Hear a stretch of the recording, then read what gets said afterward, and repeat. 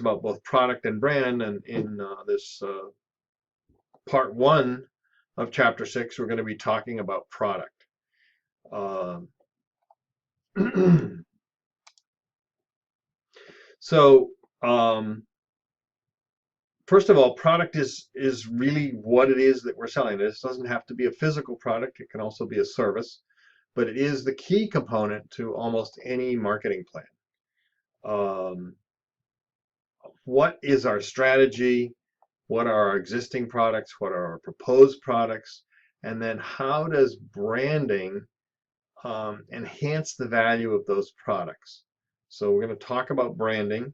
We're going to talk about products. We're going to start out by talking about products.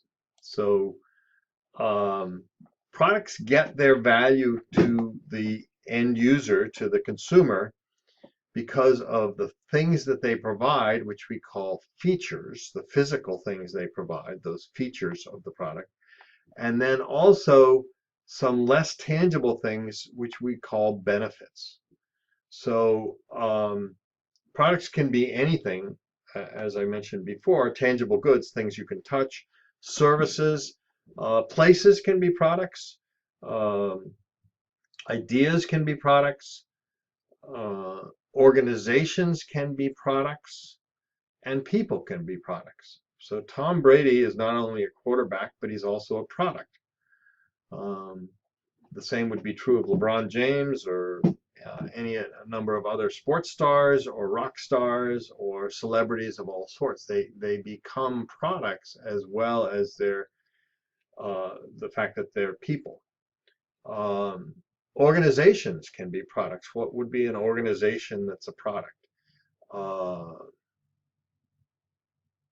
I don't know, various charitable organizations. Let's say a conservation organization that looks to try to preserve land or fight for environmental rights or that sort of thing. That can be a product. An idea can be a product. A place can be a product. Maine is a product, or the coast of Maine is a product, or any number of places can be products. And then, of course, we're all familiar with services and tangible goods. So the next slide here, I've got pictures of 3 things. The front of a vehicle with the grille and the headlight, the rear of a vehicle with the taillights, and the cockpit of a vehicle with a steering wheel. So these features, the headlight and the grille, have function. The headlight lights up the road in front of me. The grille allows air into the cooling system. The taillights tell people when I'm turning or stopping, people who are behind me that I'm turning or stopping, or at night they tell people behind me that I'm actually there. They light up. And the steering wheel allows me to control the car's direction. So those are the features of those products. Now, when you look at these pictures, I'm guessing that most of you know what these, at least the first 2 products are, because of the way they look. So even though it's just a headlight and a grille, you probably know that that's a Jeep. There's something distinctive about it that tells you that it's a Jeep. And the Jeep has other need satisfactions beyond just a headlight and a grille that have functional outcomes. And those benefits are perhaps non-quantifiable, but maybe I feel good having a Jeep because it fits with my image. So it fits with outdoors and liking to go off-road, and whether I ever do that or not doesn't really matter. It makes me feel good. It helps my self-image because it's a Jeep. The next picture there with the taillights, most of you probably know, and you can, I can't hear you, but you can say what you think it is. It's the taillights of a Corvette. And a Corvette also serves all sorts of need satisfaction beyond just a vehicle that will get you there, or a taillight that tells somebody that you're stopping. When you're driving a Corvette or you own a Corvette, you feel good about yourself because you have this real fast and high performance automobile, and everybody recognizes that it's a fast and high performance automobile. So that transfers into a need satisfaction for status or other people to realize that you really like fast automobiles that are relatively expensive and you can afford it. So there's all sorts of status involved there that it reinforces your opinion of yourself, and maybe at least you hope it reinforces other people's opinions of you. And then the third one you may not know, but that's a Ferrari steering wheel. So once again, this just turns the car, but obviously Ferraris have a brand image or a benefit to the consumer beyond just getting you from here to there. They are very high performance vehicles, and they also have a lot of status attached to them. So you're getting features, headlights, taillights, steering wheel that do something, but you're also getting benefits that are a little bit harder to quantify. And that's true of almost every product. There are features and benefits in almost every product. So the next slide gives you some very basic things. If I'm selling a cordless drill and I'm targeting do-it-yourselfers, what do they need? They need to drill holes. And because it's cordless, they need to drill holes without a cord or without electricity. The feature that I'm going to add is I'm going to provide an extra battery pack in my product. So they get 2 batteries with the product instead of 1, which means that I can use the drill for longer periods of time. I'm not constrained to 1 battery. I can use the drill with the battery, then recharge 1 battery while I'm using the other battery. So that gives me longer time. So that's a physical product. The next example there, the mortgage. Mortgage loan is a service product. First-time home buyers is who I'm targeting. They need to get money so that they can buy a house. The feature that I'm going to offer them is a lower down payment than other people so that they can get a house sooner. So they need less money up front to buy a house. And then you can read the last one, the laser printer. Relatively simple ideas there as well. So those are features and benefits that meet the needs of a targeted segment. Other ways to meet targeted segments, there's a movement called mass customization as we get more and more efficient at manufacturing unique products. And I invite you to go to the Nike ID site if you've never been there, or to the Blue Nile site or the New Balance custom site. All of these websites allow you to create your own products. So those 2 really ugly sneakers there, I created on the Nike ID website. Cleats, I guess they are, not really sneakers. I think they're soccer cleats. So I went onto the Nike website. I said, I'm looking for soccer cleats. They gave me a whole bunch of options. I could choose colors and styles, and I could even monogram them, put my team name on them or my name on them. So I can make unique shoes that will be just for me. No one else will have them. So that serves a need. I can get an individualized look, or I could create a look for my team so that all my team members had the same shoe, the unique and in this case really ugly shoe. So that's a mass customization process that utilizes modern technology. And what Nike does with these is they have the base materials in a variety of colors and styles, and they actually assemble the shoe after you order it. And you can buy that custom shoe for somewhere between 10 and 20% more than you pay for the same shoe in a shoe store or on Amazon. So that's kind of Nike's way of doing it. Blue Nile is a jewelry company, and they also have customization, and they're kind of approaching it from a different angle. You can get an engagement ring from Blue Nile and you can pick the stone, and you can pick the setting and the size and everything, and you can do it all online, and they will custom make the engagement ring for you, and they'll do it cheaper than the local jewelry store. So you can do this online, and because of they're using customization to actually do things less expensively, whereas Nike is actually doing things a little more expensively. But in both cases, you're getting a custom product on a mass basis. New Balance's site does exactly really the same thing as Nike's site, so you can make custom New Balance shoes. And the reason I threw that up there is that the customization for those New Balance shoes actually takes place in Maine. New Balance has two, I believe, assembly facilities in Maine that do the customization. So the parts may not be made in Maine, but all the parts are sent to facilities in Maine, and then when you order your New Balance custom shoe, they actually assemble it and ship it from Maine. And then, of course, the 3D printing world is coming, and that's going to allow for other types of customization. So you can have products that are yours and yours alone, or very close to that. So that's a customization issue. Quality issue. When we're looking at quality, we want to know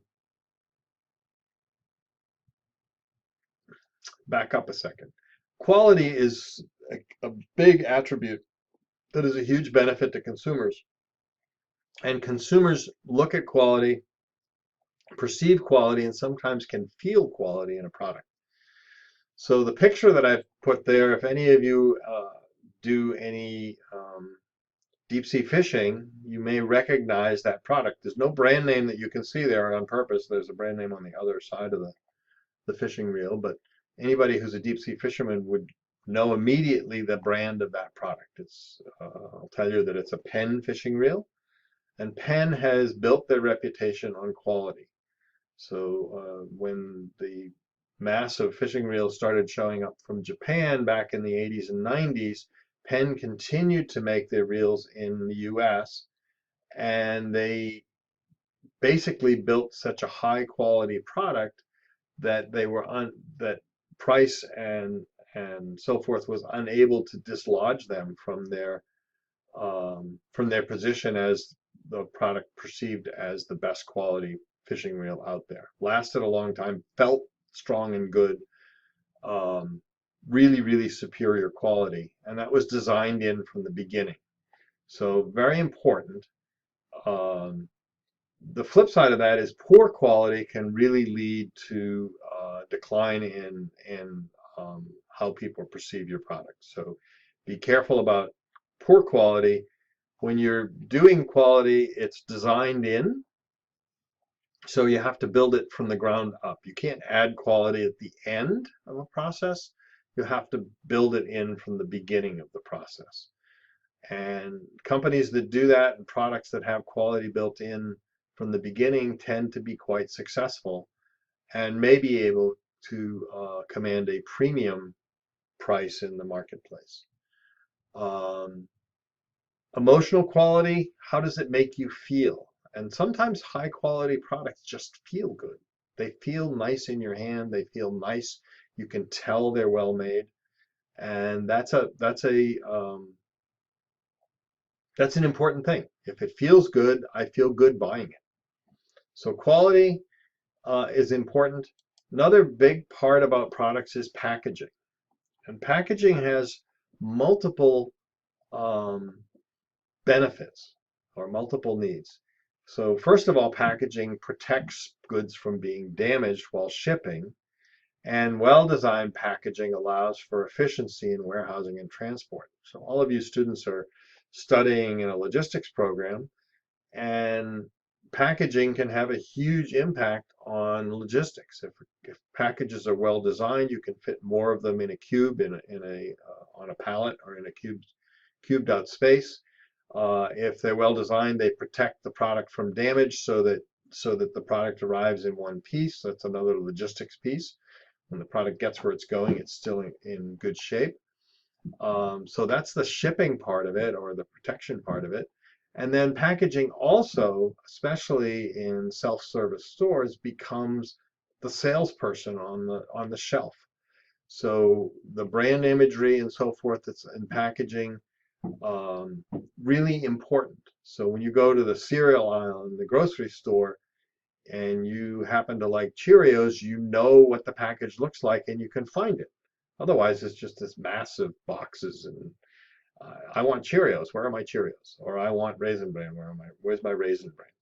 So that helps attract attention, stands out, and often tells a story because much of retail now is self-service. So there's not a salesperson there to tell you the difference between products. The POP, point of purchase information on the package tells you about the product. So packaging is important both for protection and for communication. And the picture on the bottom there, the pills, that's a delivery package. So you've got pills that kind of packaging keeps them dry and safe. And it's very easy to remove one at a time by just pushing it through the foil on the back of the package. So another kind of packaging, both protection and ease of use. Packaging can be a key marketing advantage. I can give you an example from my own past. A company called Outdoor Research dominated the small bag part of the camping market. So the stuff bags and so forth that you put in your backpacks and that you put your tents in and your sleeping bags in and so forth. Outdoor Research made all of those bags, and that's what everybody used was OR bags. And every outdoor store or sporting goods store you went to would have OR bags. OR shipped those bags in bulk to their retailers, loose.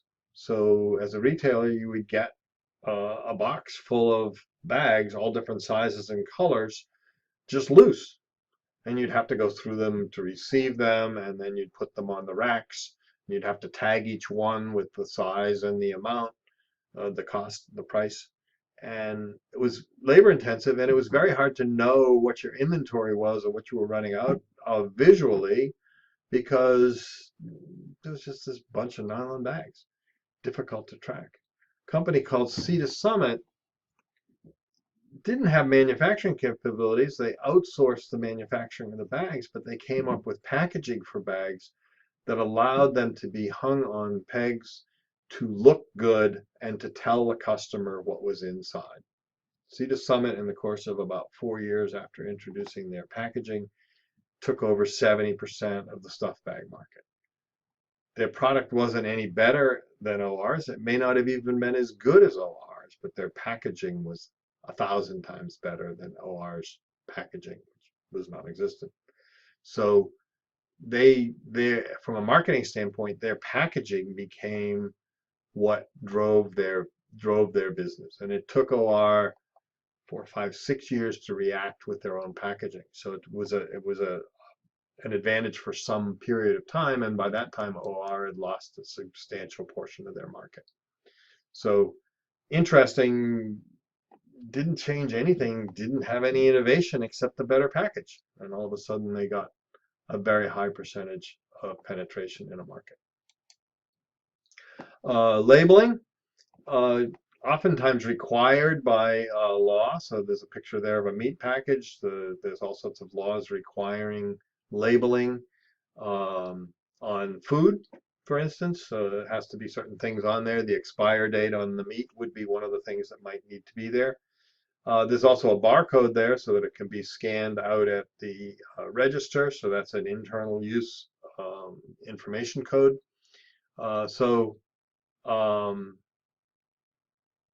Very useful and many times required labeling. And you look at almost any piece of clothing you buy, there's all sorts of government required labeling in the clothing, washing instructions and material content and country of manufacture and that sort of thing. Labeling is a key part of products as well. So for product development, when we're developing new products, we're going to start by having an idea. Then we're going to go through those ideas that may have been generated and screen them to see which ones have potential. Then we'll test the concept with consumers, maybe in focus groups or test marketing. We'll analyze the business to see if we can, if the concept testing is effective or successful. We'll analyze the business to see if we can do this. Can we afford to do it? What kind of an investment does it require, and what kind of a return will we get from that investment? Then we'll design some prototypes. We'll do some more market testing on a larger scale rather than just with a focus group or two. Then we'll commercialize it, and then finally we'll monitor it. So that's kind of the product development cycle. And this chart here really just shows you that same process. What do we have to do for each of those things?